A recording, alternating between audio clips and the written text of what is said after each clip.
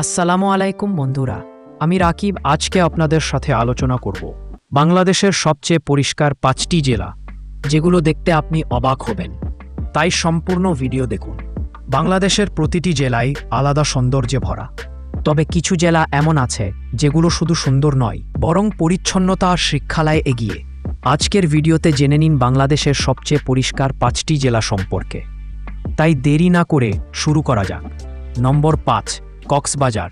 বিশ্বের সবচেয়ে লম্বা সমুদ্র সৈকতের এই শহরটা শুধু পর্যটনের জন্য নয়, পরিচ্ছন্ন পরিবেশের জন্যও বিখ্যাত। সৈকত এলাকাগুলোতে নিয়মিত পরিষ্কার অভিযান চলে, আর স্থানীয়রা নিজেরাই চেষ্টা করেন শহরটাকে পরিচ্ছন্ন রাখতে। নম্বর 4, রাঙ্গামাটি। সবুজ পাহাড় আর নীল পানির এই জেলা শুধু প্রকৃতির নয়, পরিচ্ছন্নতার দিক থেকেও অনন্য। এখানে প্লাস্টিক ব্যবহার অনেক কম, রাস্তাঘাটে ময়লা দেখা যায় না বললেই চলে। নম্বর 3, সিলেট।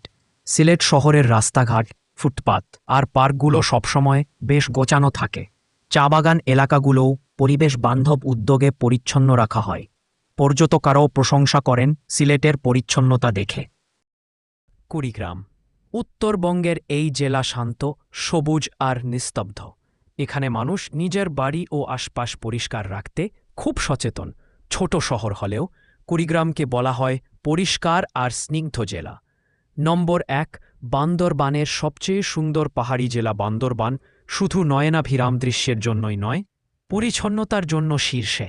স্থানীয় পাহাড়ি জনগোষ্ঠী প্রকৃতি ও পরিবেশকে মায়ের মতো ভালোবাসে, ফলে এখানে বর্জ্য বা আবর্জনা খুব কমই দেখা যায়। বাংলাদেশ ধীরে ধীরে পরিচ্ছন্নতার দিক থেকে উন্নতি করছে। যদি আমরা প্রত্যেকে নিজের এলাকা পরিষ্কার রাখি, তবে একদিন গোটা বাংলাদেশই হয়ে উঠবে সবচেয়ে পরিষ্কার দেশ। বন্ধুরা, আপনি কোন জেলা থেকে দেখছেন ভিডিওটি কমেন্টে বলে যান, এবং আপনার কাছে সবচেয়ে পরিষ্কার জেলা কোনটি মনে হয় বলে নিচে কমেন্টে জানিয়ে দিন।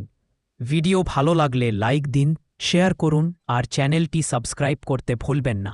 ধন্যবাদ।